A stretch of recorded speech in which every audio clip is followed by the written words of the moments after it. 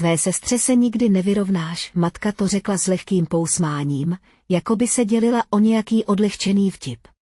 Byla to večeře na den díků vzdání.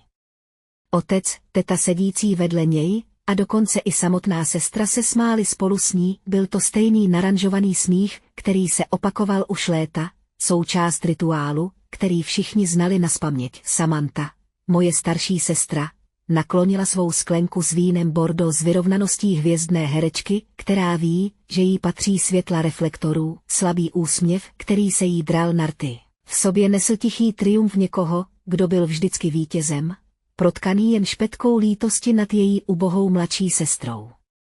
Samantho, ty šaty jsou nádherné. Který návrhář je má? Na tetinu otázku se Samantha vědoucně usmála, jako by na tuhle chvíli čekala. Tohle. Koupil mi je manžel, když jsme nedávno jeli do New Yorku. Myslím, že to byla limitovaná edice. Na její levé ruce se v záři krbu zaleskl nadměrně velký diamantový prsten od manžela, který se leskl téměř arogantním leskem. Před rodinným publikem sehrála svou roli milované, úspěšné dcery naprosto dokonale, mým uším zněl jejich veselý rozhovor jako z jiného světa. Nikdo se mě neptal na můj názor. Moje přítomnost u toho stolu byla jen jako počítadlo, rekvizita na pozadí portrétu harmonické rodiny. Mírně jsem položila stříbrnou vidličku na talíř. Ostré cinklutí se ozvalo jako hranice a odřízlo mě od falešného veselí v místnosti. Vzadu na lebce se mi rozhostilo horké bodnutí. Nebyl to vtip, byl to konečný verdikt, vynášený mi v této uzavřené společnosti zvané rodina znovu a znovu, neměnný, konečný. Připadalo mi, že celá dnešní večeře nebyla ničím jiným než promyšlenou předehrou k této jediné větě. Jmenuji se Christina. Je mi 32 let a pracuji v korporátním prodeji v cestovní kanceláři v New Yorku. Moje sestra Samantha byla vždycky můj pravý opak. Volnomyšlenkářská, okouzlující. Vždycky hrdinka našeho rodinného příběhu, křehký kousek naší domácnosti se podařilo udržet jen díky tomu, že jsem přijala roli té vážné, nevýrazné v pozadí. Ona byla sluncem a já planetou, která kolem ní obíhá. Toto rozdělení rolí bylo nastaveno už od dětství, všechno to začalo před 5 lety. Moje neteře mi s nevinnou touhou říkali, že by chtěli vidět Havaj. Chtěl jsem jim to přání splnit. To bylo všechno, netušila jsem, že z té malé lži, že jsem díky práci dostala slevu, se stanou řetězy, které mě každým rokem svazují pevněji. Ani se zaměstnaneckou slevou nejsou výhody cestovní kanceláře žádné kouzlo, prázdninové lety během hlavní sezóny, propojené pokoje s výhledem na oceán pro mé rodiče, rezervace aktivit, které jsem oběhla, abych si zajistila auto z půjčovny, a loni, když Samantha najednou trvala na tom, že s sebou vezme kamarádku a požadovala letenku v business třídě, nebo když na mě tlačila, abych si jen tak na oko vyměnila hotel za luxusnější, to všechno, i když se slevou snižovalo čísla na mém spořicím účtu. Každý rok, pro 6 nebo někdy 7 lidí, činily náklady v průměru téměř $8,000. Za 5 let se celková částka nenápadně přehoupla přes $40,000, $40,000, to byla cena výletu za polární září do Skandinávie. Jednou jsem přátelům zalhal, že jsem příliš zaneprázdněný, abych se mohl připojit. Mohla to být záloha na malý byt v centru města, ale nešlo jen o peníze, Christino, jak se žádá o pas. Najdeš nám nejlevnější cestovní pojištění, mé víkendy snadno pohltily nezaplacené žádosti od rodiny. Když jsem jednou zamumlala, že tyhle zařizování jsou trochu moc práce, otec mi odpověděl, jsi profesionál, ne. Děláš to rád, mýlil se. Dělal jsem to, protože to byla moje rodina. A ta věta, že tě to baví, se stala dokonalou záminkou k normalizaci tichého vykořisťování, a teď, na den díků vzdání.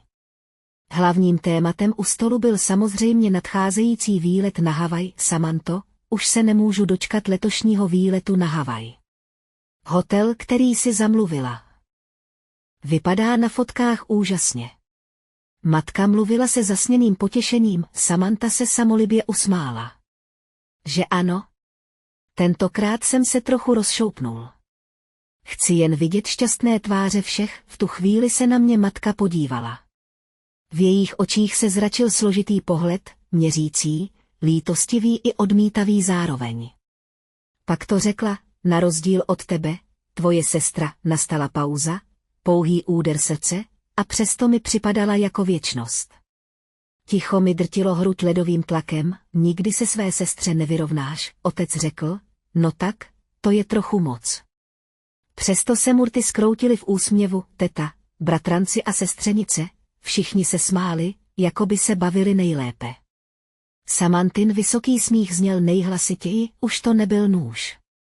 Byl to nůž, který mi odjakživa vězel v hrudi, teď mi ho strčil až do srdce a ven ze zad. Žádná krev se nerozlévala, jen z mého těla rychle vyprchávalo teplo, pod stolem na mě s nevinnou zvědavostí pokukovaly neteře.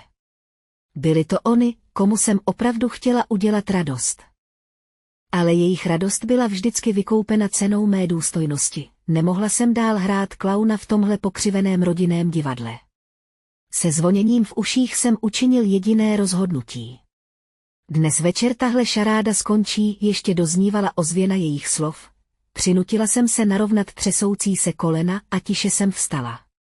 Každý pohled u stolu se do mě zabodával jako nože, tak ať Samantha za všechno zaplatí. Můj hlas zněl klidně, chladněji, než jsem čekala, a v mžiku zmrazil vzduch. Praskání krbu bylo najednou ohlušující, jestli nejsem tak schopná jako moje sestra, tak ať se o účty stará moje schopná sestra. Odteď už nebudu platit každoroční výlety na Havaj, rozhostilo se ticho. Pak ho prořízl matčin pronikavý hlas. Peníze, o čem to pro Boha mluvíš, Christino? Nikdy jsme od tebe nedostali ani cent, vypadala skutečně ohromeně. Obočí stažené jako tragická hrdinka. Ten bezchybný projev nevědomosti mluvil hlasitěji než cokoliv jiného. Že v jejím světě moje roky obětování prostě nikdy neexistovaly, Christino, jsi unavená. Přestaň u stolu na den díků vzdání tak potupně vtipkovat.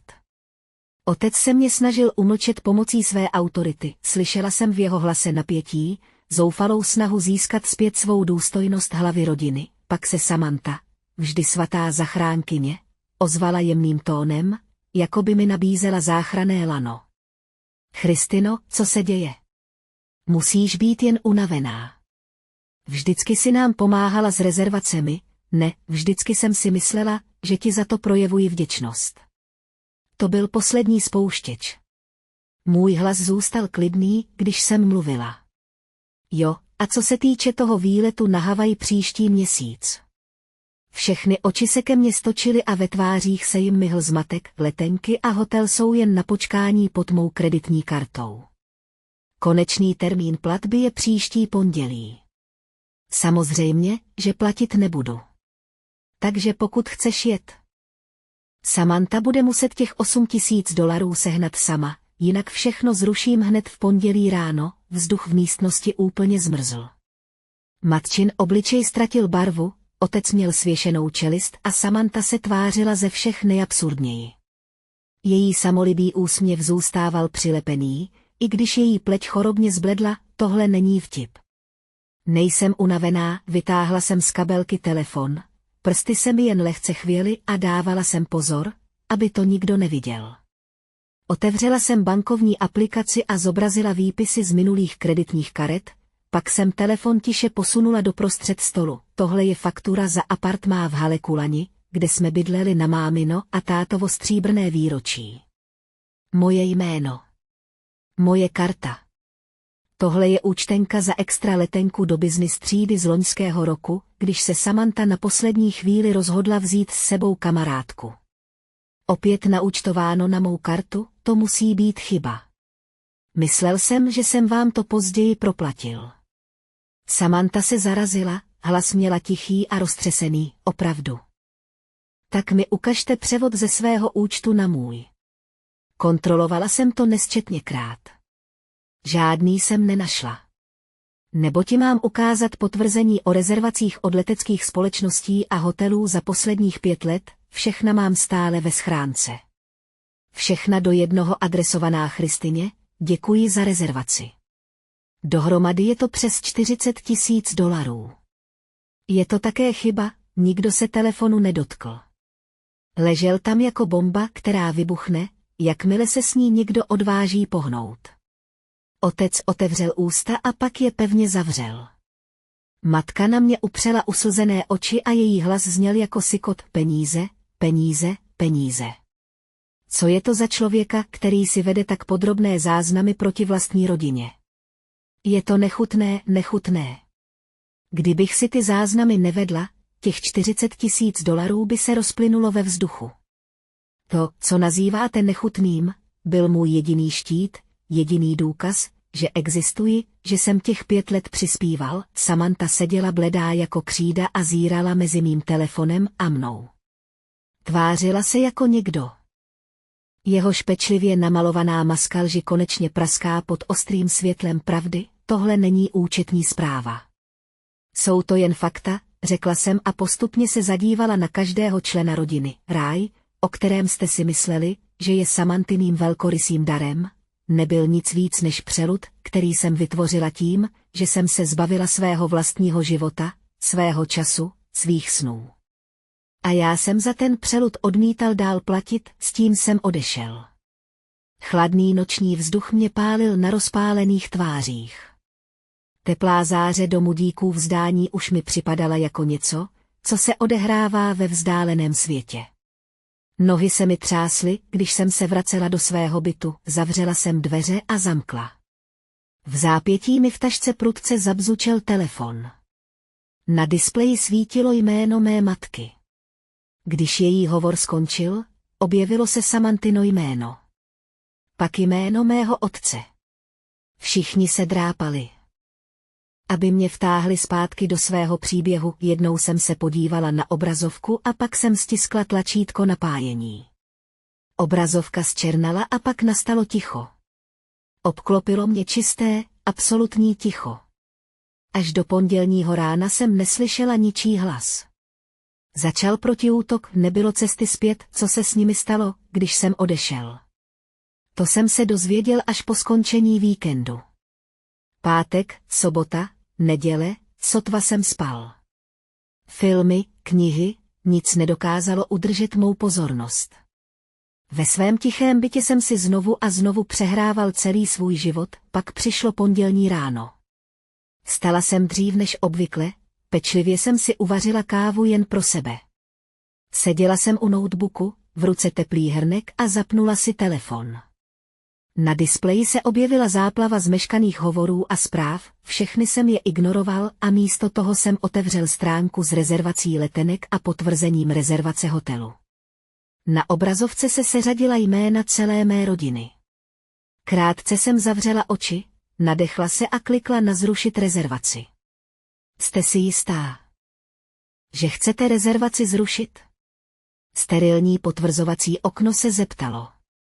Ano, zašeptala jsem nahlas. Stiskla jsem Enter. Obrazovka se obnovila. Vaše rezervace byla zrušena, taková drobná akce. A přesto to pro mě byl den nezávislosti, okamžik, kdy ze mě konečně spadly okovy, obrazovka se přes mé slzy rozmazala, výpočty byly hotové. Od této chvíle jsem žil sám pro sebe, o několik hodin později mi zavolala teta. Její hlas byl rozpačitý, ale podbarvený zvědavostí, kterou nedokázala skrýt. Konečně, Christino, nemáš ani ponětí, co se stalo po tvém odchodu. Podle ní se obývací pokoj, ke kterému jsem se otočila zády, proměnil v něco jako soudní síň. Otec se s hlasem dunícím jako hrom obrátil k Samantě. Samanto, řekni pravdu. Co to bylo za výpovědi v Christinině telefonu? To jsem nebyla já. Christina si to všechno vymyslela. Samantha vzlikala jako dítě a opakovala stále stejnou větu, ale ani otec, který jejím lžím léta věřil, nedokázal popřít důkazy zářící na displeji telefonu. Celou dobu si nás klamala. Všichni jsme žili z Christininy laskavosti, zatímco ty si ji vydávala za svou vlastní. Jeho řev se rozlehl domem, matka neřekla nic. Jen si přitiskla třesoucí se kapesník na oči. Je to tvoje vina. Naše rodina je kvůli tobě v troskách. Otcův poslední výkřik roztrhl oponu na jevišti dlouholeté frašky a na jejím místě nezůstalo nic než holá pravda, bezpodmínečná chvála a důvěra, které k Samanthae vždy směřovaly, se přes noc změnily v chladnou směs zklamání a pohrdání. O několik týdnů později se teta ozvala znovu. Vypadá to, že Samantin manžel se ovšem dozvěděl. A věci jsou drsné. Manžel mé sestry se zřejmě chlubil svým přátelům svou úžasnou, schopnou ženou, takovou, která si mohla dovolit vzít rodiče každý rok na Havaj. Teď, když se zlaté pozlátko odlouplo, zavál do jejich manželství studený vítr, hrad dokonalého já, který si Samantha postavila, se rozpadal, protože jeho základy, moje oběti, byly jen křehkým pískem. Samozřejmě začala i přímá palba směrem ke mně. Nevychovala jsem tě tak chladnou dceru. Od matky přicházely zprávy vypočítané tak, aby podnítily pocit viny, bez jediné omluvy za to, jak se mnou zacházela, a od Samanthy přišla překvapivě dlouhá zpráva plná sebeospravedlňování a přehazování viny.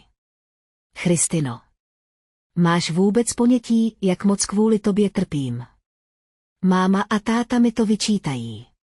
Manžel se ke mně chová chladně a všichni mě nazývají lhářkou. Kdybys mlčela jako vždycky, nic z toho by se nestalo, vždycky to tak bylo. Ty jsi ta obyčejná, unilá, která má pravdu. A já jsem ten křiklavý, který je vykreslován jako padouch. Celé to začalo tím, že pracuješ v cestovní kanceláři a rozhodla se splánovat výlety na vlastní pěst, že? Nikdy jsem tě o to nežádal. A teď najednou vytahuješ peníze. To je kruté. Myslete jednou na štěstí naší rodiny. Cože, zeptal jsem se, prolistovala jsem až na konec, na nic neodpověděla. Stiskla tlačítko chatu a archivovala ho. V jejím světě jsem byla pořád ta obyčejná, neschopná mladší sestra. To je v pořádku. Jejímu příběhu už nedlužím svou přítomnost. Adrenalin se vypařil a zanechal mé tělo těžké jako olovo. Roztřesenýma rukama jsem vytočila číslo jedné osoby, své jediné blízké kamarádky z vysoké školy, Kate. Ahoj, Christino, co se děje? Proč voláš tak pozdě? V okamžiku, kdy jsem uslyšela Katejn jemný hlas, napjatá struna ve mně praskla a já se rozplakala. Když jsem spěchala do jejího bytu, bez otázek mě pustila dovnitř a uvařila mi teplé kakao, cítila jsem v prstech teplo hrnku a poprvé jsem jí všechno řekla. Začalo to před 5 lety. Moje neteře říkali, že by se chtěli podívat na Havaj, a já jsem jim chtěla splnit jedno malé přání. Vylila jsem ze sebe všech 5 let, jak jsem v 2. roce, ke stříbrnému výročí rodičů. Objednala apartmá s překvapením a Samantha si bez špetky studu připsala plnou zásluhu, jak jsem ve 3. roce zařídila pro neteř na delfíní aktivitě dokonce jídlo vhodné pro alergiky a Samantha mě vymazala jedinou větou. Máma si o to řekla a jak loni, když najednou řekla, že chce vzít s sebou kamarádku, jsem jí zaplatila extra veletrh v business třídě. Celkem přes $40,000, když jsem skončila, Kate mě chytila za ruku a promluvila, hlas se jí třásl vztekem. To je vykořisťování.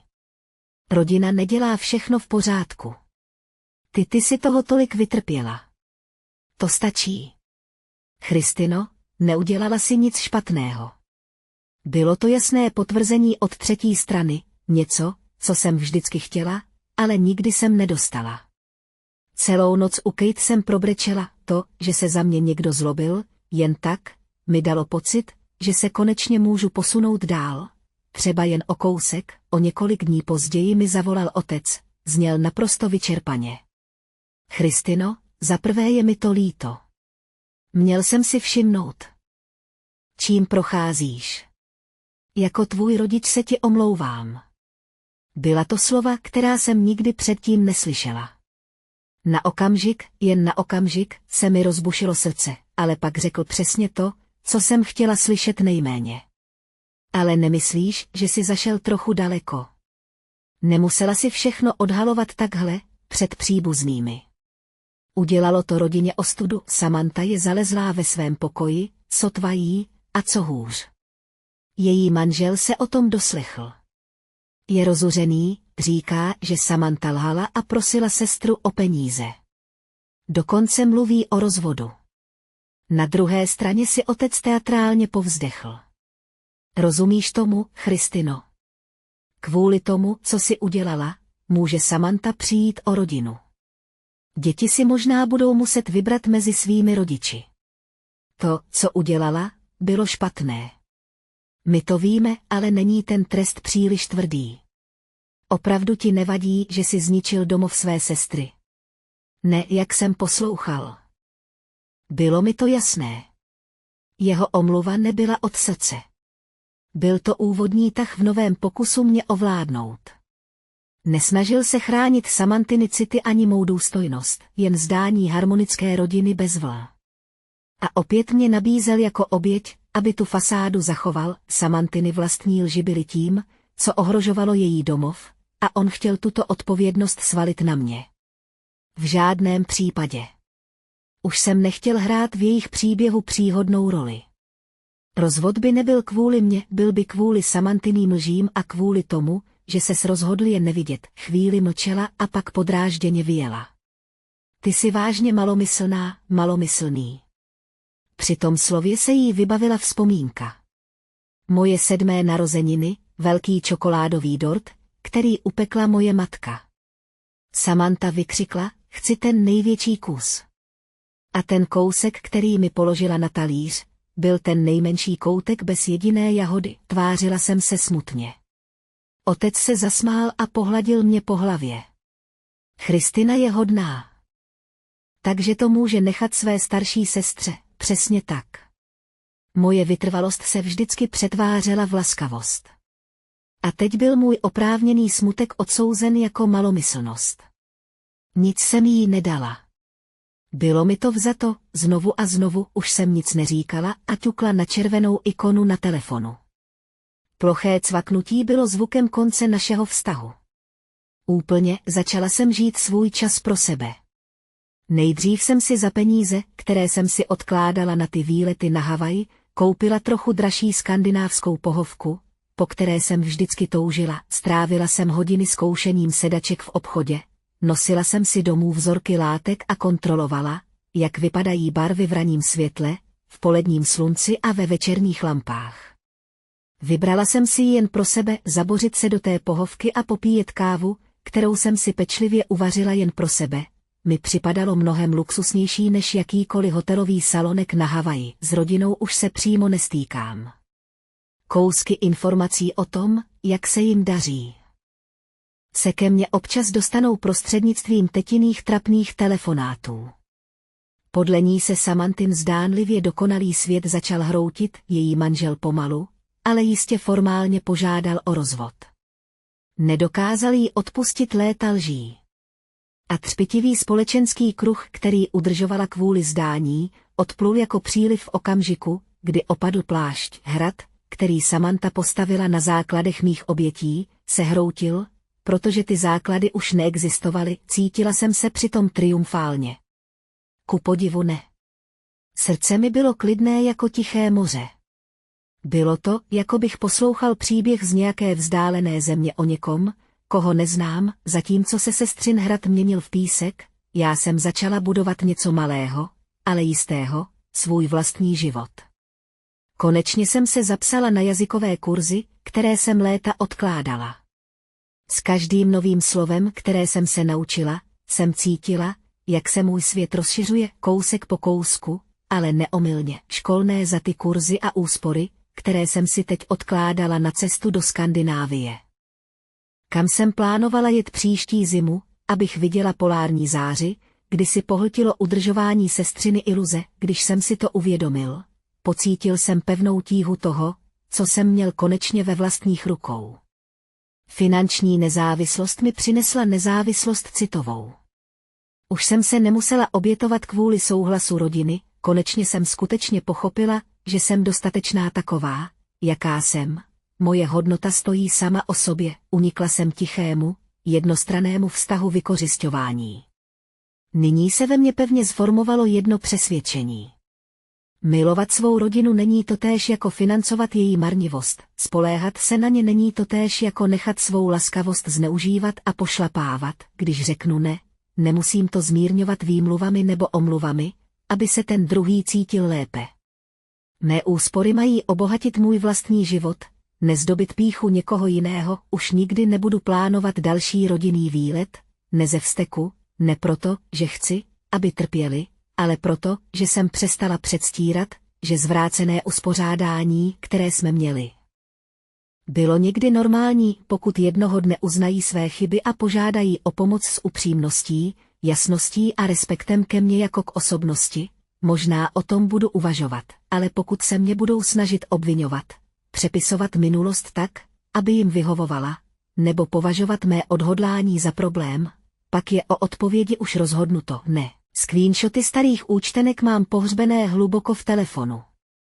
Už se na ně skoro nikdy nedívám. Nejsou to trofeje vítězství, jen záznamy. Je to jen mapa, kterou jsem si potřeboval dokázat, že nejsem blázen, že to, co jsem vydržel, bylo skutečné, účetnictví je hotové, tohle není příběh o pomstě. Je to příběh o osvobození, o tom, jak udělat poslední čáru, jak se osvobodit, a končí posledním slibem, který jsem si dal. Už nikdy nikomu nedovolím, aby z mé lásky udělal fakturu. 40 let, stále svobodný, bez partnera.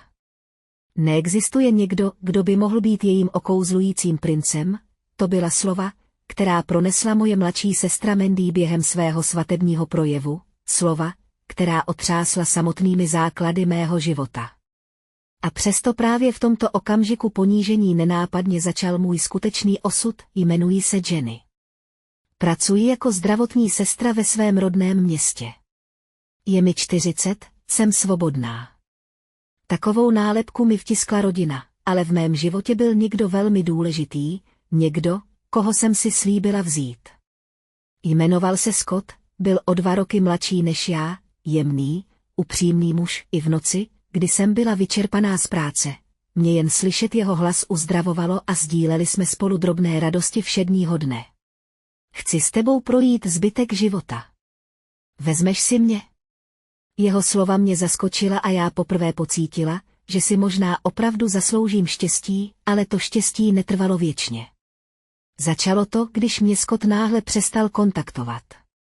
Jednoho dne mi přišla krátká zpráva, už ti nemůžu věřit. A tak jsem se na něj podívala, to bylo to poslední, co jsem od něj kdy slyšela. Žádné vysvětlení, jen ticho. Zmatená a zoufalá jsem mu posílala jeden e-mail za druhým, znovu a znovu jsem mu volala, ale nikdy mi neodpověděl, každý den jsem svírala telefon a doufala, že každé oznámení bude od něj, abych se pak utápěla ve zklamání.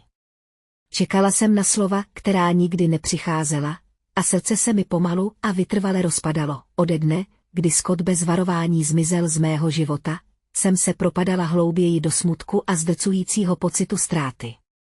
Zradil mě muž, kterého jsem milovala. Nebo se mu stalo něco nečekaného, bez ohledu na to, jak moc jsem si to vyčítala.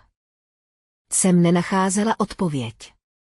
V noci se mi v hlavě donekonečna přehrávala jeho poslední slova a sotva jsem usínala. V práci jsem si vynutila klidný úsměv, ale uvnitř jsem byla prázdná, než jsem se nadála, uplynulo celé období. Jednoho dne, o 6 měsíců později, jsem dostal zprávu od Mandy. Budu se vdávat. Prosím, přijď na svatbu. S přiloženým usměvavým emoji její veselá slova znovu otevřela rány, které jsem se tak usilovně snažil pohřbít. Abych byl upřímný, neměl jsem sílu ji od srdce oslavit se Scottovým zmizením, které stále nebylo vyřešeno, a se srdcem stále rozbitým na kousky mi myšlenka na úsměv a blahopřání sestře připadala nemožná.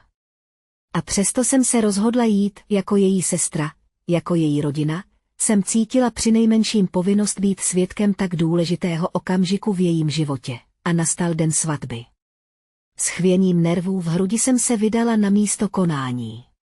Oblečená do šatů, které jsem nebyla zvyklá nosit, jsem tiše prošla dveřmi, to, co se přede mnou rozprostřelo.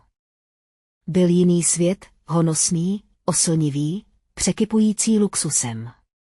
Ze stropu se třpytily malé lustry, na každém stole kvetly čerstvé květiny a živé housle naplňovaly vzduch elegancí. Hosté v okouzlujících šatech se smáli a povídali si nad sklenkami šampaňského, ale mně to všechno připadalo jako vzdálená realita. Seděla jsem tiše v koutě a snažila se být neviditelná, jako stín, který tam nepatří. Pak začal obřad. Zatímco hosté mlčky přihlíželi, dveře se za zvuku slavnostní hudby pomalu otevřely a v tu chvíli vstoupil ženich.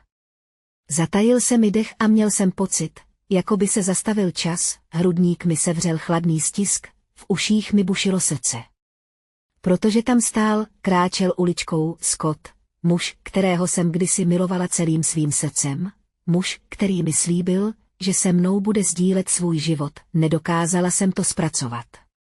Nemohla jsem to přijmout.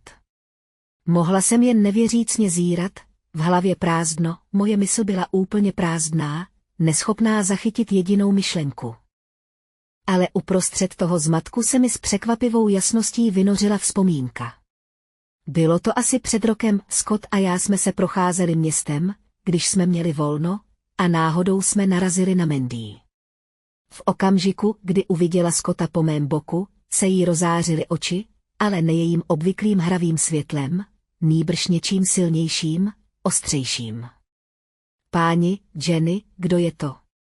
Je tak hezký, vykřikla a prakticky bzučela vzrušením. Tehdy jsem si myslela, že jenom chválí mého přítele. Dokonce jsem se cítila pyšná, možná dokonce samolibá. Ale teď jsem si uvědomila, že za jejími slovy se skrýval záblesk někoho, kdo si prohlíží kořist. Od toho dne se Mandy často vyptávala na Scotta. Jaký je? Zase spolu chodíte? Každá z těch otázek má teď jinou váhu a zabodává se mi do hrudi se zlobou, kterou jsem si nikdy nedokázala představit, ani v nejdivočejších snech by mě nenapadlo. Že Mandyna tehdejší slova nebo její zvědavost ohledně Scotta mi jednoho dne zničí život tak krutým způsobem. Scott si možná všiml mého pohledu a jen na okamžik se na mě podíval, když kráčel k oltáři. V jeho očích nebyla ani nejmenší stopa po lásce, která mi kdysi byla určena, jen chladné světlo, jako by odmítal samotnou mou existenci a zavrhoval mě.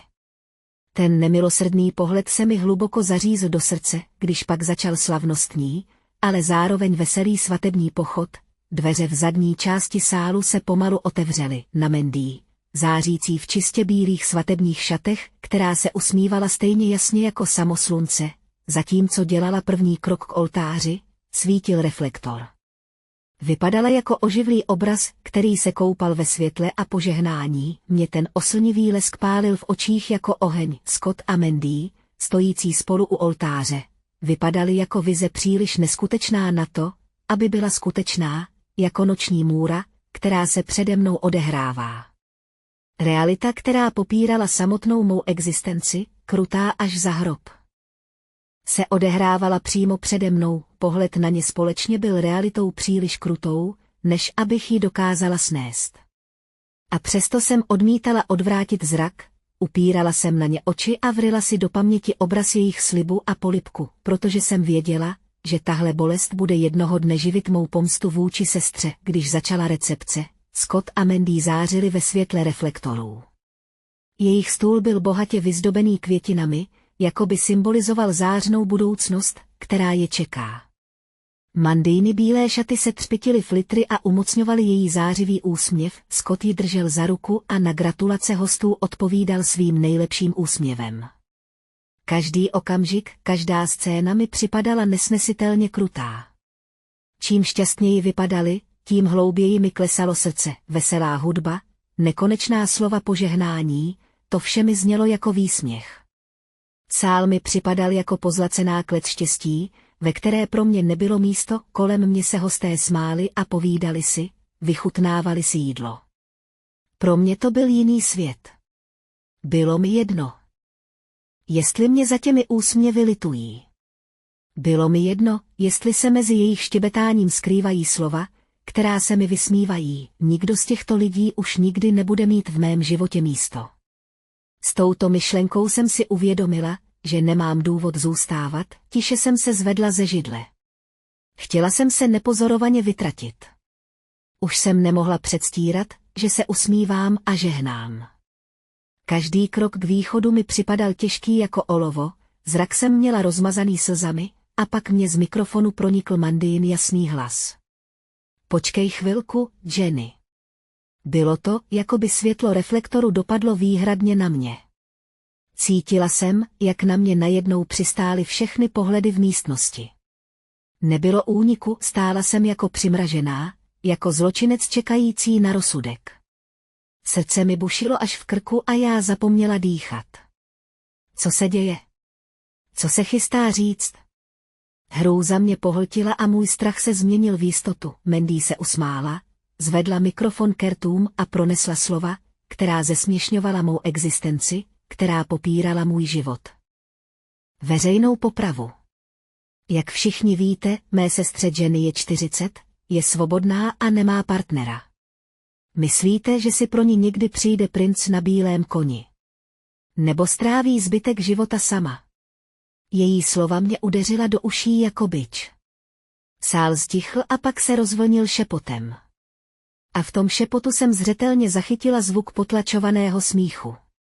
Ty záchvaty smíchu mě prořízly jako nože a zabodly se mi přímo do srdce, tváře mě pálily, v uších mi znělo pronikavé skučení.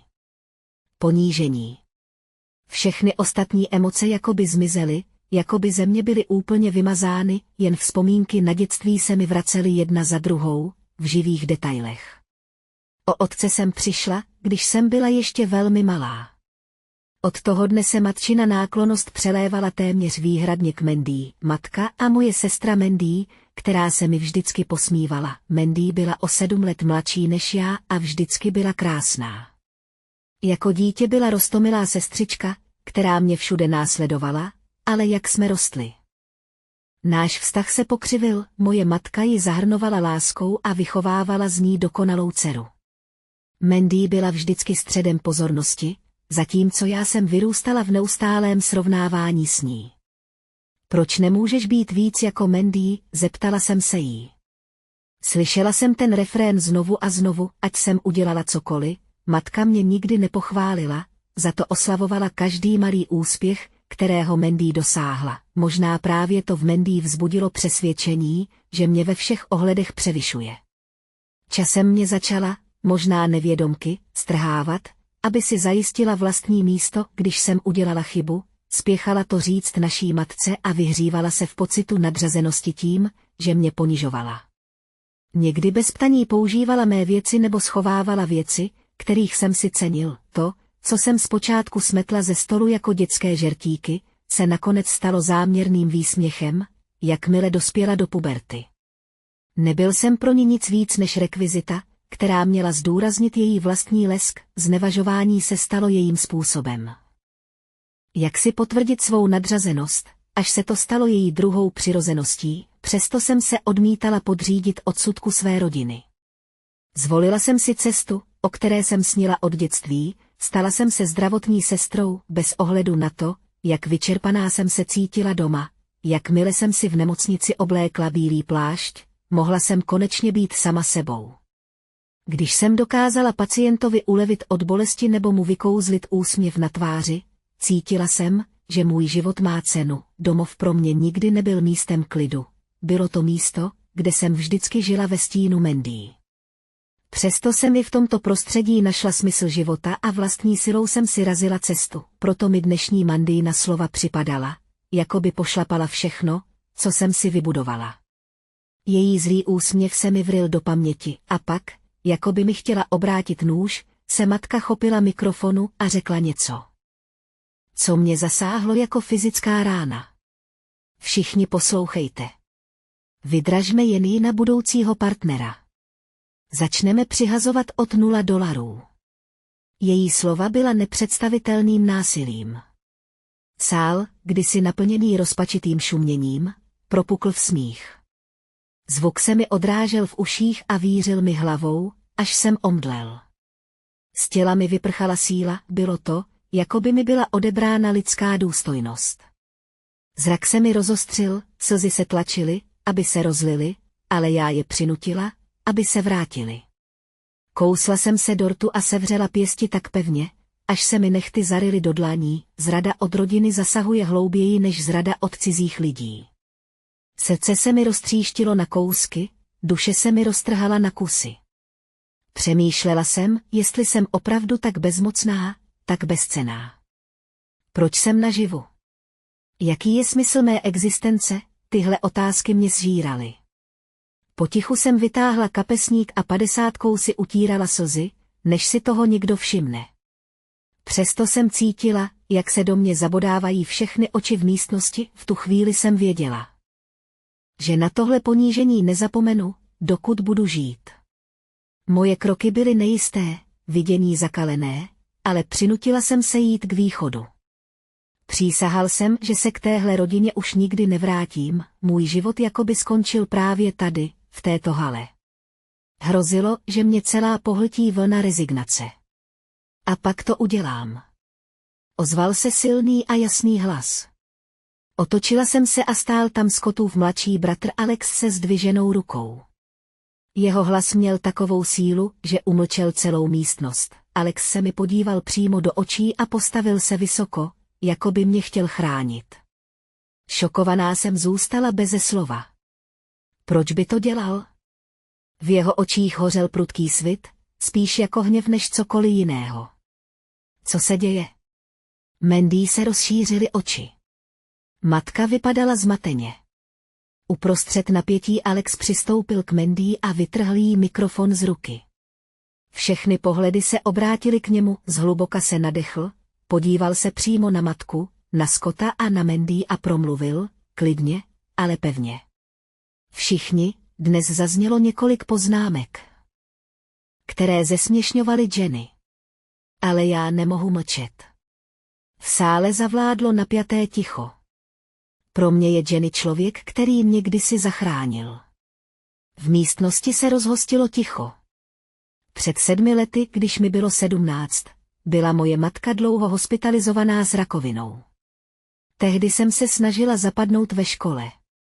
Chodila jsem za školu, byla jsem ztracená, neměla jsem místo, kam bych patřila, ale v té nemocnici byla jedna sestra, která mi projevila laskavost.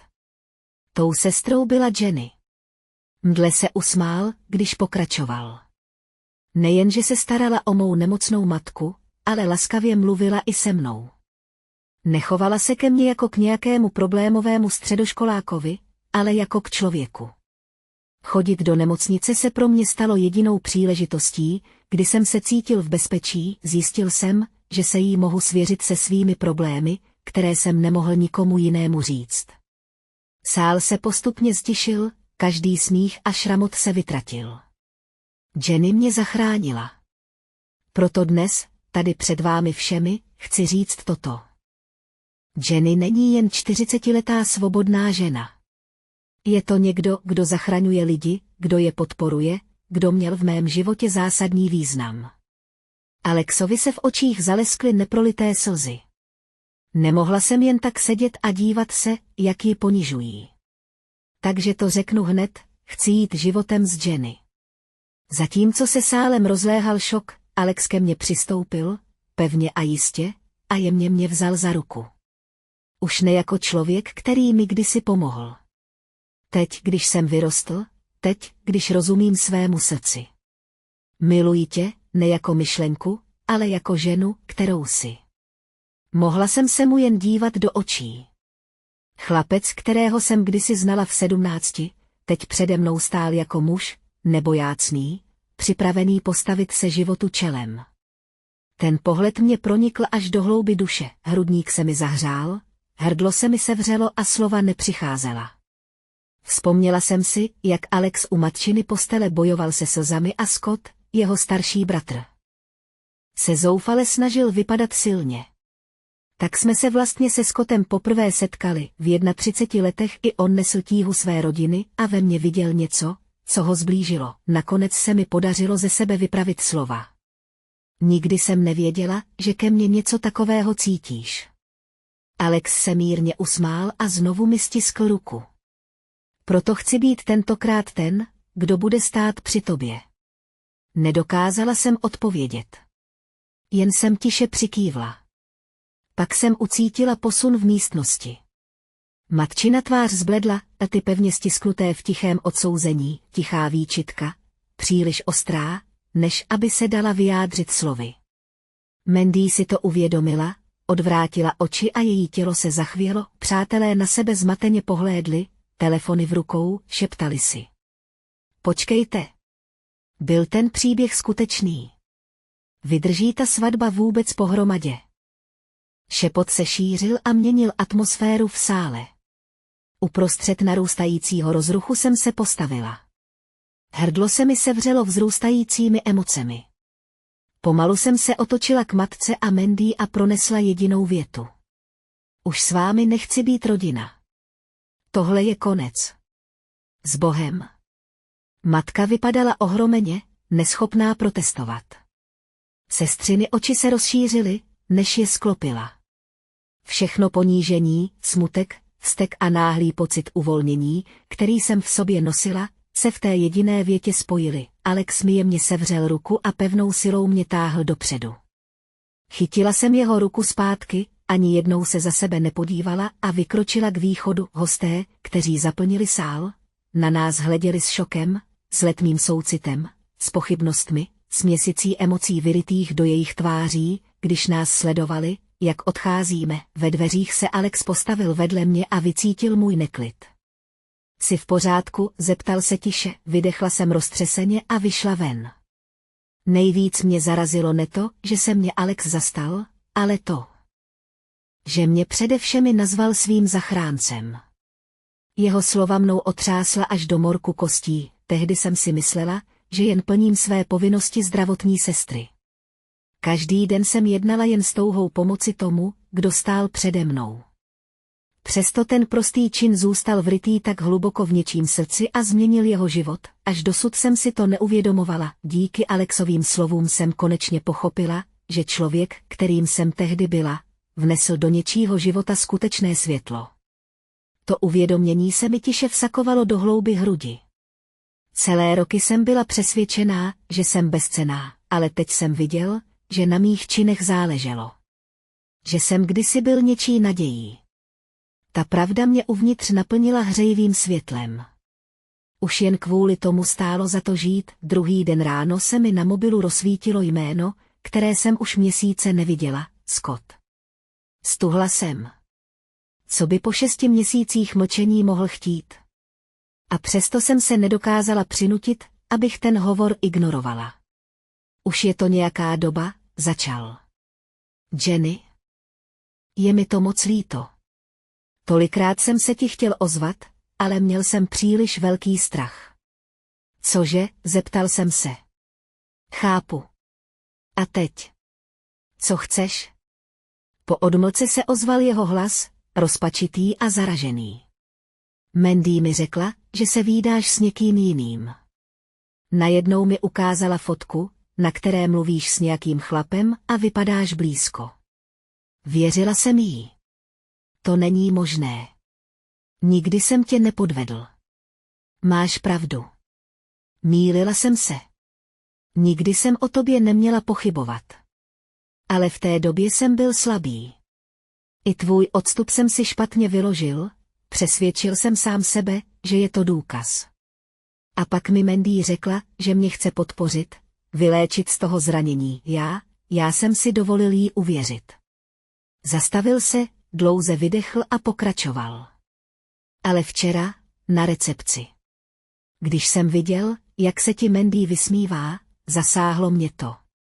Ta žena, která stála vedle mě, nebyla ta, o které jsem si myslel, že ji znám.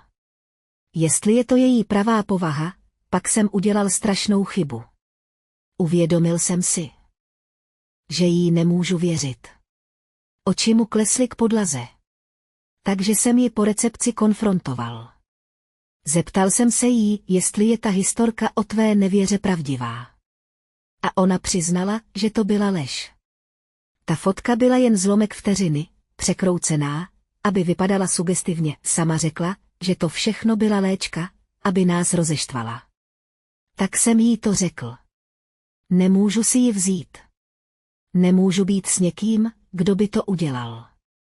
Když jsem poslouchal, všechno, co jsem měl pohřbené, se vynořilo. Bolest ze zrady, tiché opuštění, osamělost těch měsíců, to všechno se vylilo najednou.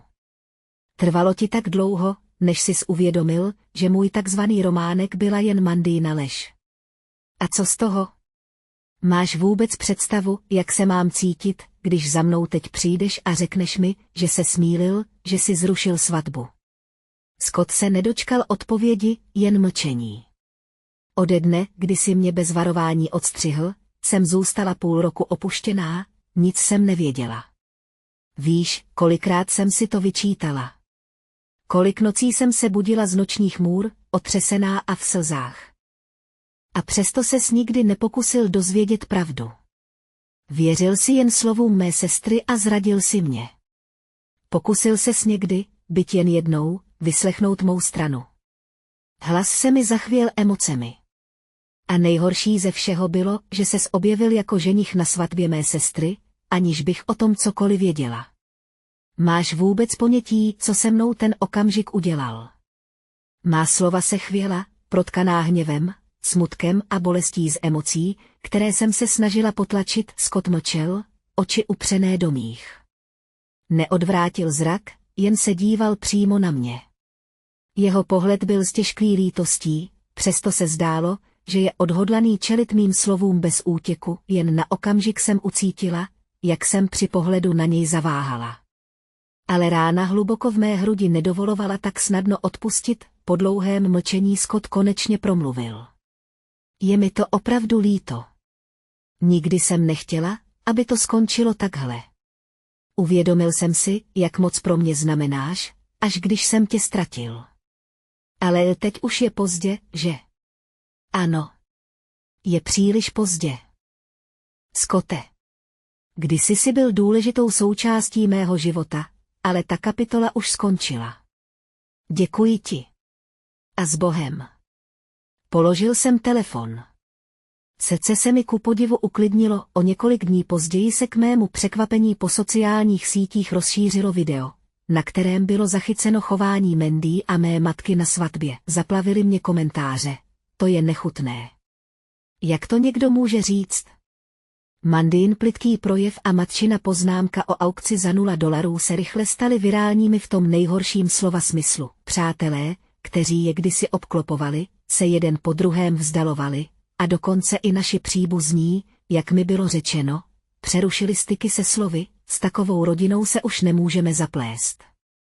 Teď byly Mandy a moje matka zcela izolované od společnosti, nezbyl jim jediný spojenec, alespoň tak mi to naši příbuzní odtažitě sdělili. Jejich pád se prolnul i do jejich práce. Matka v tichosti vystoupila ze společenského klubu, v němž léta působila, a veřejnému životu se zcela vyhýbala. Mandy se v práci ocitla v izolaci. Brzy dala výpověď, a protože nemohla najít novou práci, stáhla se do našeho rodinného domu. Příbuzní mi řekli, že z domu vycházela jen zřídka.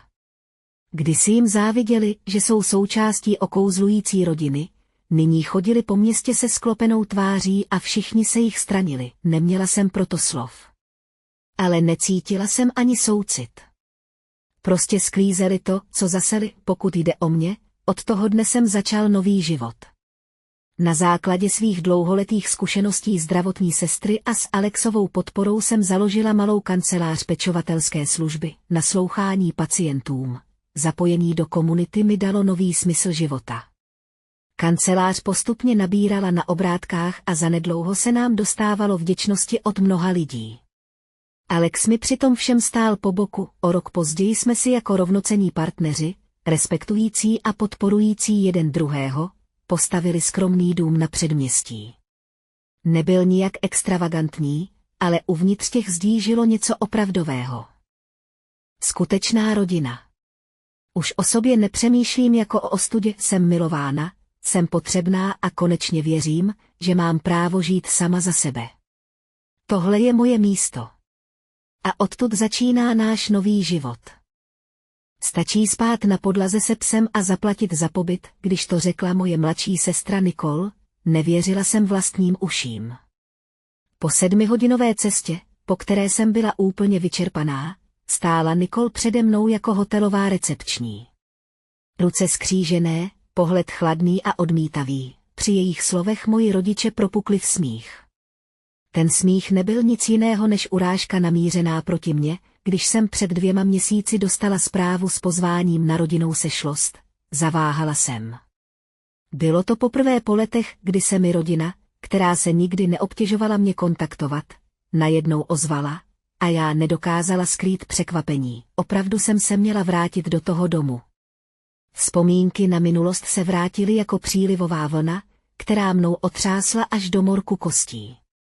A přesto někde hluboko uvnitř blikalo slabé světýlko naděje, křehká myšlenka, že možná potom všem chtějí náš vztah napravit. Začala rozpouštět led kolem mého srdce.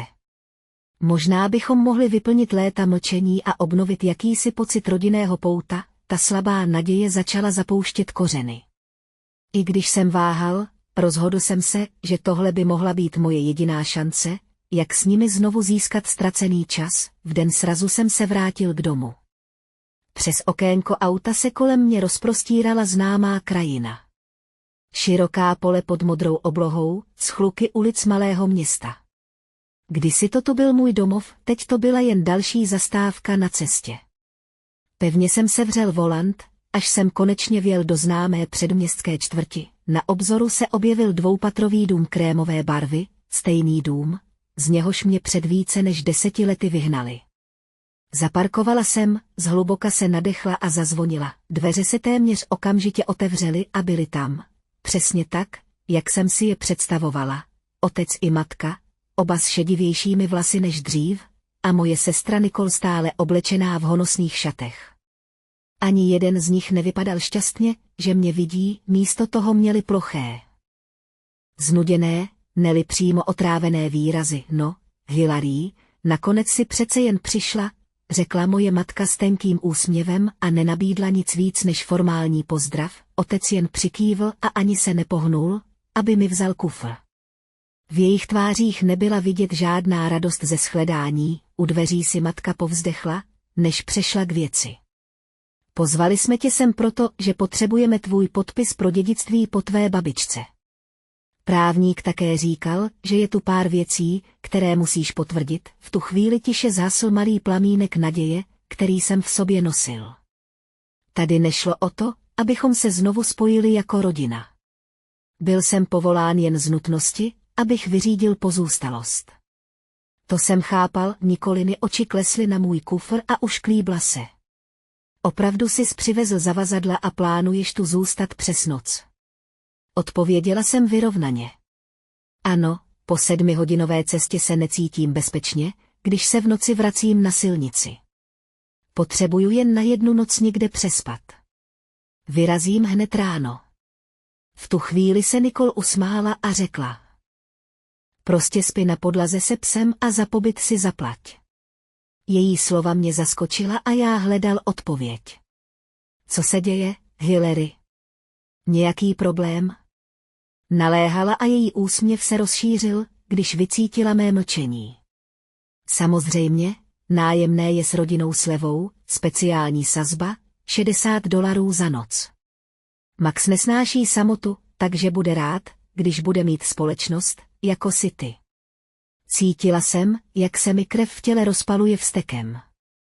Nicole v tom domě žila od ukončení vysoké školy bez nájemného a na všechno se skládala z našich rodičů. Bydlení, služby, jídlo a teď měla tu drzost chtít po mně $60 a nazývat to rodinnou slevou. Celý život byla pod střechou našich rodičů, nikdy nepoznala nouzi a teď se tu naparovala, jako by jí to tu patřilo. Počkej, Nicole, ty tady bydlíš zadarmo a chceš po mně, abych platila $60 za noc. Hlas se mi třásl vztekem, Nicole rozšířila oči v posměšném překvapení a dramaticky si zakryla ústa. Hilary, o čem to mluvíš? Pomáhala jsem tenhle dům spravovat. Nepřišla jsem se jen tak ukázat a vyžírat se jako ty. Otec si odfrkl. Má pravdu, Hilary. Nicole se tu o všechno stará. Můžeš udělat to též. Matka souhlasně přikývla. Přesně tak, a $60 je naprosto rozumné. V běžném hotelu by ti naúčtovali mnohem víc. Jejich slova zcela odmítla můj protest a dala jasně najevo, že se ke mně nehodlají chovat ani trochu uctivě. Boj, který jsem podstoupila, vyčerpání z hodin jízdy, nic z toho pro ně nic neznamenalo, v jejich očích nebylo ani pomyšlení na nápravu Nicoliných krutých slov a chování vůči mně. Pokud něco, zdálo se, že jim to působí potěšení. Spravovat dům? Pomáhat? Od střední školy jsem většinu domácích prací dělala já. Neuměla sis ani pořádně uklidit ve vlastním pokoji. To je pravda. Hlas se mi zvýšil, ale odmítali mě poslouchat. Hillary, to stačí. Nicole pomáhá v domácnosti, pokárala mě máma a zamračila se skutečnost, že já sama jsem byla vždycky odsunutá na okraj. Odříznutá od tepla rodinných vazeb, se mi zabodla hluboko do hrudi, roky nespravedlivého zacházení se mi vrátily v živých detailech a plameny hněvu ve mně hořely víc, než jsem dokázala zadržet. Proklínala jsem se za to, že jsem kdy věřila, že by tento výlet mohl obnovit naše spojení, jak naivní, jak pošetilá to byla myšlenka. Tento okamžik mi to připomněl. Vůbec se nezměnili. Moje bolest, moje úsilí, nic z toho pro ně nemělo význam. Ti lidé, kteří stáli přede mnou, byli cizí lidé, kteří si nemysleli, že by mi mohli ublížit. Rodina, po které jsem toužil, prostě neexistovala. Vrátila se mi vzpomínka na ty Vánoce, když mi bylo 17. V obývacím pokoji svítil oslnivý vánoční stromek. Rodina a příbuzní zaplnili prostor smíchem a hovorem, na stole ležel malý zlatý náhrdelník, památka po prababičce, kterou opatrovala moje teta. Ke konci večírku teta najednou vykřikla: počkej, kde je ten náhrdelník?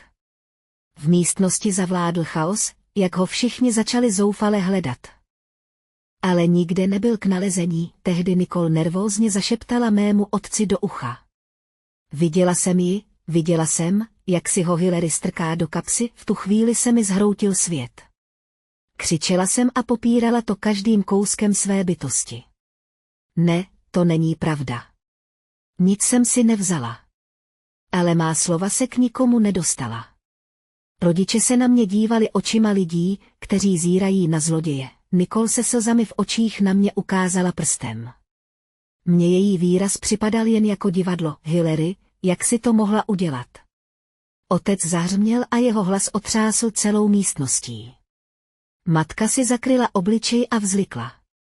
Příbuzní stáli opodál, šeptali si mezi sebou a zírali, od toho dne jsem měla nálepku zlodějky. Stále jsem se znovu a znovu hájil svou nevinou, ale Nicolino svědectví se nikdy nezměnilo. Přemýšlel jsem, že půjdu na policii, ale neexistovaly žádné důkazy, které by prokázaly, že nejsem pachatel. Věděl jsem, že by to jen vyhrotilo situaci a označilo mě za lháře. A moje rodina, které šlo spíš o zdání. To také nikdy nenahlásila. Když mi bylo 18 a nastal čas odejít na vysokou školu, rodiče mi na rovinu řekli: Hillary, až jednou odejdeš do školy, neobtěžuj se vracet. Mít v domě zloděje je ostuda. Ta slova mě probodla jako ostří, ale zároveň se ve mně rozhořel tichý oheň. Dobře. Jestli mě takhle viděli, odejdu podle svého. Lepší je přežít na vlastní pěst, než lpět na domě, jako je tenhle. Takže jsem nečekala, až mě vystrčí ven. Odešel jsem dobrovolně. Jen s malým batohem jsem prošla hlavními dveřmi a tiše si slíbila, že už se nikdy nevrátím. Nicole stála ve stínu u dveří a dívala se, jak odcházím. Na tváři jí hrál samolibý úsměv, který se nedal skrýt, dál se hřála na výsluní přízně našich rodičů, zatímco já jsem začínala žít sama. Pracovala na několik částečných úvazků, žila ve stísněném bytě a k večeři jedla cereálie. Pořád jsem cítila ty chladné rodinné oči na svých zádech, ale odmítala jsem se vzdát. Přísahala jsem, že jednou své jméno očistím. Ta šance přišla o několik let později, a to způsobem, který jsem nikdy nečekala. V té době jsem už vystudoval vysokou školu a právě jsem začal pracovat. Konečně se mi podařilo odstěhovat se z malého studentského bytu do nového, přestože jsem měl stabilní příjem, chtěl jsem si našetřit na budoucnost. Proto jsem trávila večery procházením internetových bazarů s použitým nábytkem. Při procházení levných pohovek mě něco zaujalo. Byl to náhrdelník. Takový, který se nápadně podobal dědictví, které před lety ztratila moje teta. Srdce se mi prudce rozbušilo. Ruce se mi třásly, když jsem uchopila myš, byl to jednoznačně ten náhrdelník. Drobný škrábanec na zapínání, nepatrný důlek na rohu přívěsku. Detaily, které jsem si pamatovala od dětství, přesně ta památka, kterou jsme zoufale hledali, ale nikdy nenašli, ta, kterou jsem málem vzdala. Najednou byl tady. Po páteři mi projel elektrický výboj, zježily se mi všechny chlupy na těle, prodejce používal falešné jméno. Ale hluboká jistota mi říkala pravdu. Na světě nemohly existovat dva takhle identické náhrdelníky. Tohle byl on, okamžitě jsem kontaktovala Caseyho, blízkého přítele z vysoké školy. Casey byla skvělá systémová inženýrka ve velké technologické firmě a věděla o mém letitém trápení. Když jsem jí řekla, co jsem našla, neváhala mi pomoci, vystopovala IP adresu prodejce a historii transakcí a brzy se ukázala pravda. Bylo velmi pravděpodobné, že zatím stojí Nicole. Hillary, to je ono. Tohle je tvoje šance konečně očistit své jméno, řekla Casey, pevně jsem přikývla. Ačkoliv většina prodejů na tržišti probíhala prostřednictvím přepravy, Casey si všiml, že Nicole povolila možnost osobního předání, protože šlo o drahé zboží, mohli kupující rozumně požadovat, aby si ho před zaplacením prohlédli osobně, a prodávající často souhlasili. Nešlo jen o to získat náhrdelník zpět. Šlo o to zachytit na video vedle samotného náhrdelníku i Nicolina slova a zajistit tak nespochybnitelný důkaz. Casey se ozvala a předstírala, že je bohatý kupec. Řekla, je cenný, takže bych si ho ráda prohlédla osobně a zaplatila hotově. To je cenný náhrdelník, odpověděla Nicole, která zjevně potřebovala rychle získat peníze, váhala, ale nakonec souhlasila. Vše jsme pečlivě naplánovali a o měsíc později nastal čas. Casey, oblečený jako zámožný klient s luxusní kabelkou, si s Nicole domluvil schůzku v kavárně, v té samé, kde jsem během studia pracoval na částečný úvazek. Předtím jsem mluvila s manažerem a ten ochotně souhlasil, že mi pomůže. Rezervoval diskrétní stůl s místem pro skryté kamery, zajistil, aby ostatní zákazníci nebyli rušeni. A dokonce mi dovolil sledovat ze zadní místnosti, zpoza monitoru jsem sledoval skrytý přenos. Dech se mi zadrhl v krku. Srdce mi bušilo tak silně, až jsem myslela, že mi pukne. Dlaně jsem měl mokré od potu. Dveře kavárny se otevřely a dovnitř vešla Nicole, kapuci měla staženou nízko, obličejí maskovaly velké sluneční brýle. Její snaha o utajení ji ve světlé a veselé kavárně jenom podezřele zviditelnila. Nervózně se rozhlédla, než si všimla Caseyho, a pak se k němu se schrbeným postojem přišourala, podala Casey malou sametovou krabičku. I přes monitor byl uvnitř vidět zlatý náhrdelník. Byl totožný se ztracenou památkou mé tety.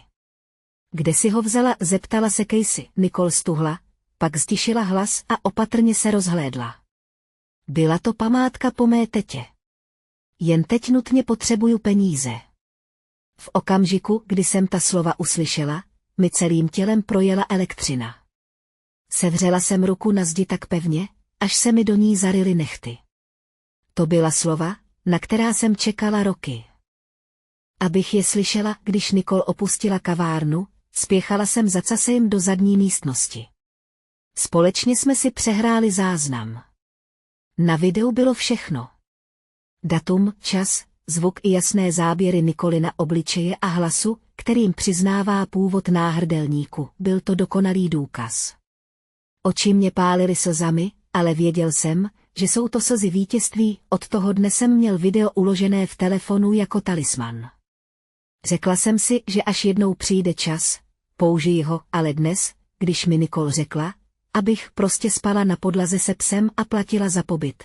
Přišlo půjčovné s rodinnou slevou, speciální sazba, $60 za noc, zatímco se mi rodiče smáli a odmítali mě, já konečně dosáhla bodu zlomu, uši vzteku, smutku a nesnesitelné skvrny z toho, že mě nazvali zlodějem. To všechno ve mně vřelo a bylo připraveno explodovat. Prsty se mi třásly, zuby se mi zaryly do rtů. Konečně nastal čas učinit rozhodnutí, které změní můj život. Je čas říct pravdu. Zašeptala jsem, o několik vteřin později jsem se zhluboka nadechla a poslala Nicole video, její telefon zazvonil. Nicole, podívej se na to, řekl jsem, k vlastnímu překvapení byl můj hlas naprosto klidný. Rodiče se zvědavě naklonili k Nicole a sledovali obrazovku s ní. Co to sakra je? Nicole zamručela a zamračila se, když stiskla tlačítko play. Video začalo, vyplněné hovorem v pozadí kavárny a Caseyho hlasem. Nicole nejprve poslouchala jen napůl. Ale pomalu, neomylně se jí z tváře vytrácela barva, oči jí zůstaly přilepené k obrazovce a ústa se jí začala třást. Rodiče stále nechápali, co vidí. Jen zmateně zírali. A pak se z videa zřetelně ozval Nicolin vlastní hlas, tohle byl tetin památník. V tu chvíli se z Nicolina obličeje vytratila veškerá barva. Rodiče, kteří si stále nebyli jistí tím, co vidí, se dívali sem a tam mezi mnou a Nicole. Cože? Co je to, zeptala se máma, její hlas byl tenký a třásl se, chladný pohled jsem upírala na Nicole. Zatímco jsem mluvila vyrovnaně. Tohle je náhrdelník, o kterém si tvrdila, že jsem ho o Vánocích ukradla. Ten, který si na mě hodila. Skutečný zloděj stojí přímo tady a tohle video to dokazuje. Matčiny oči se rozšířily šokem. Otec se prudce nadechl. Nicole stála jako přimražená, tvář skřivenou strachem a zoufalstvím. To není možné, zašeptal otec chraptivě. Matka se pomalu otočila k Nicole a zvedla třesoucí se prst, aby ukázala na ženu na videu. Nicole, to jsi ty. V jejím hlase se ozývala nedůvěra protkaná úzkostí ze zrady, Nicole zuřivě zavrtěla hlavou. Ne, je to falešné. Tohle udělala Hillary. Je to nějaký hluboký podvrh nebo co? Odpověděla jsem klidně a rozvážně. Není to falešné. Ten náhrdelník si prodala Caseymu v kavárně. Tohle je ta nahrávka. A Casey, stejně jako vedoucí kavárny, jsou svědci. To je pravda. To je lež. Nicole hystericky vykřikla. Hillary celou dobu spřádala plány, jak mě zničit. Nenáviděla mě celé roky. Otec se ke mně otočil. Ve tváři vyrytý zmatek. Hillary, co se děje? Vysvětli mi to. Vysvětlit se. Když jsem byla obviněná, kdo mě poslouchal? Kdo mi věřil? Nikdo. Uvěřil si Nicoliným slovům a označil si mě za zloděje. A teď, když máš před sebou tyhle důkazy, o mě pořád pochybuješ. Můj hlas byl chladný, řezavý, položil jsem na stůl Caseyinu podrobnou forenzní zprávu. Pravost toho videa byla ověřena odborníky a bezpečnostní kamery kavárny také zachytily, jak Nicole předává náhrdelník. Tento záznam už byl spolu se samotným náhrdelníkem předán policii. Nicole úplně zjihla v obličeji. Odvrátila pohled, rty se jí třásly. Její třes byl čirý zmatek ze strachu.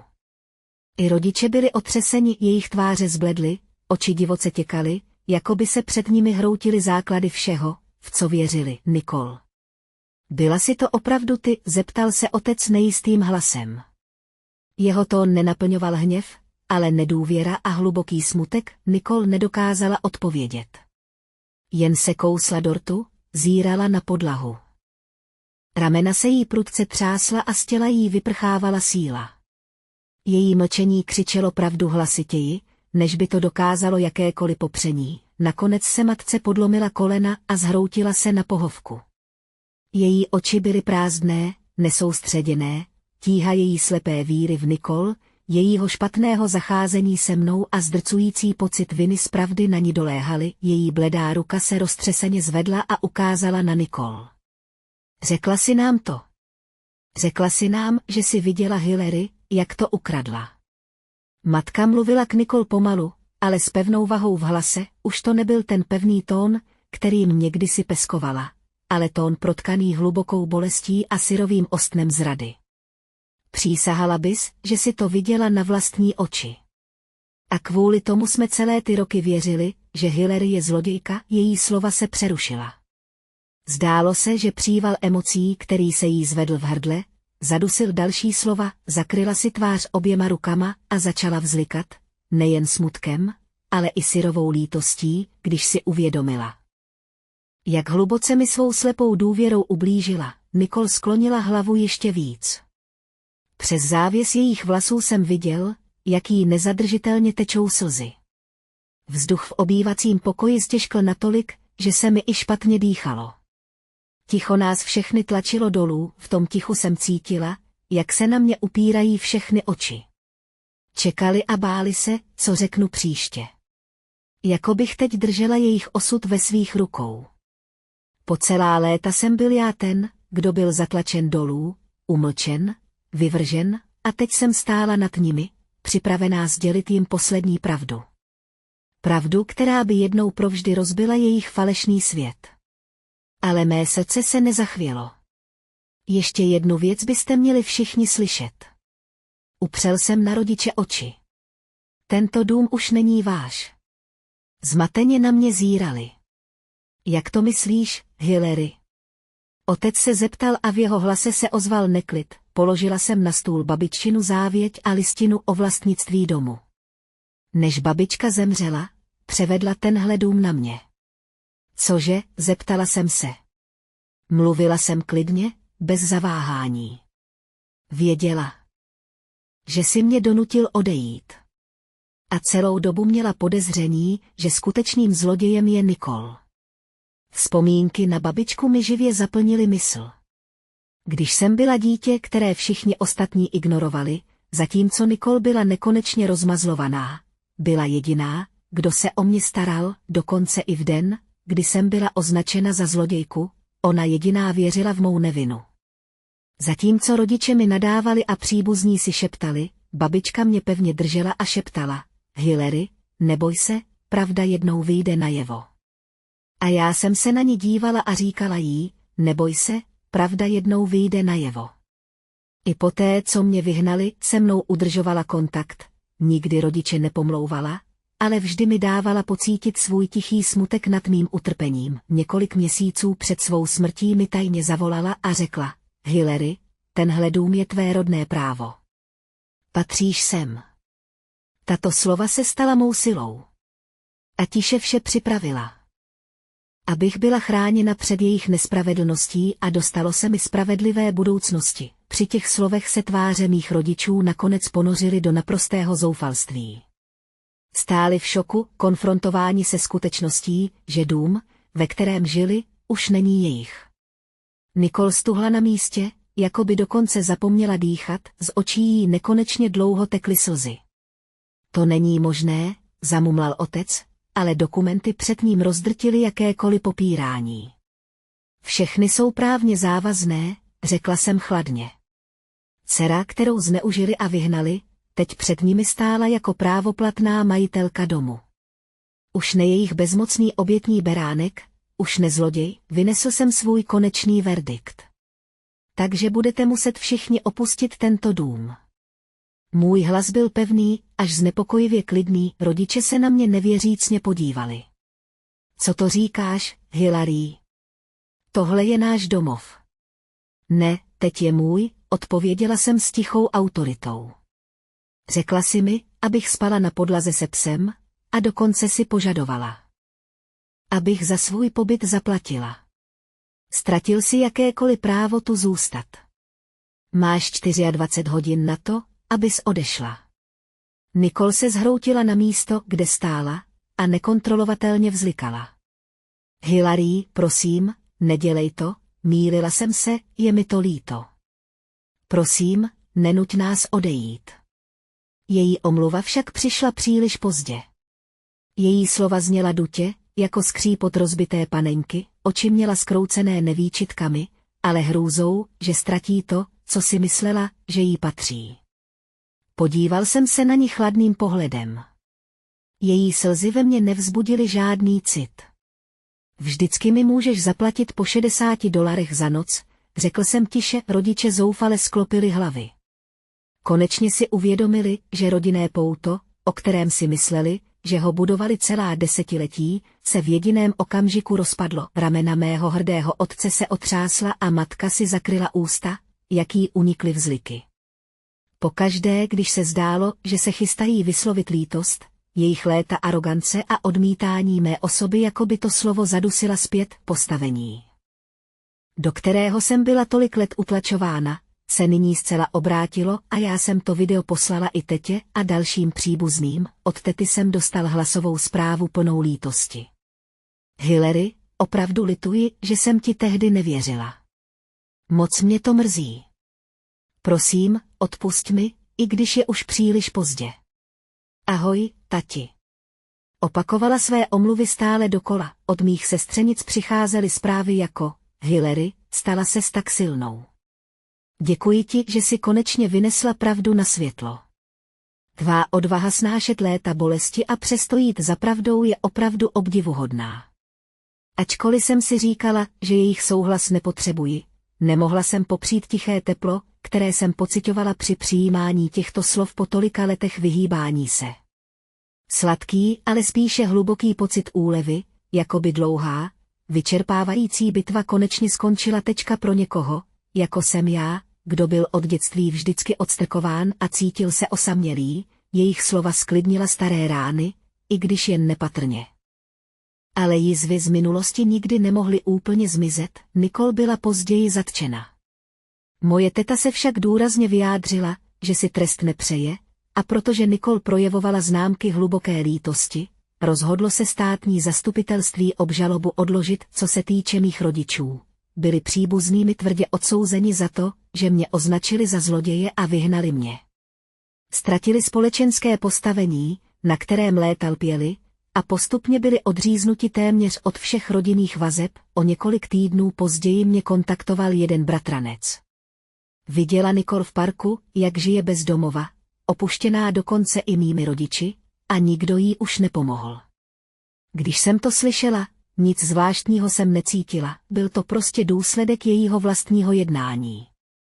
Při pomyšlení na bolest, kterou mi kdysi způsobila, jsem to mohl vnímat jen jako důsledek, který si nevyhnutelně zasloužila. 6 měsíců po rodinném setkání jsem prodal dům. Bylo to mé právoplatné dědictví po babičce, které jsem si zajistila až po letech strádání. V den, kdy byl prodej dokončen, jsem ho naposledy navštívila, zůstal po něm jen prázdný obývací pokoj a holé skříně. Už žádné hlasy, žádná pouta, která by mě k tomu místu poutala. Zhluboka jsem se nadechla a hruď mi naplnil příval svobody. Roky strávené tam, nespravedlivá bolest, kterou jsem snášela, to vše mi teď připadalo jako vzdálená vzpomínka. Poté jsem si koupil vlastní dům. Ne v pronájmu, ale skutečně můj, jen na mé jméno. Pohovku, kterou jsem si sama vybrala, okna zalitá slunečním světlem, malou zahrádku, kde jsem pěstovala bylinky. Každý detail byl symbolem mého nového života. Tady jsem si začala budovat budoucnost, kterou mi nikdo nemůže vzít.